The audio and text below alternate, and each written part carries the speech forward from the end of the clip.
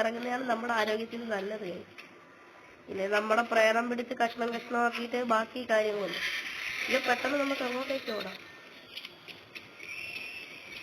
നമുക്കത് പ്രേരം പിടിച്ച് നമ്മളെ കഷ്ണം കഷ്ണമാക്കിയിട്ടേ ഒന്ന് ബാക്കി. നമുക്ക് മേളിൽ നിന്ന് ഒരു 6 ചാക്ക് കൂടെ കിട്ടിക്കഴിഞ്ഞാൽ ഈ മഷ്റൂം അപ്പൂപ്പൻ്റെ തലമുണ്ടയിലെടുത്തിട്ട് ഞാൻ പൊട്ടിക്കുക. അവൻ്റെ അപ്പാപ്പൻ്റെ മുട്ട മാറിയില്ലടാ പൊട്ടി.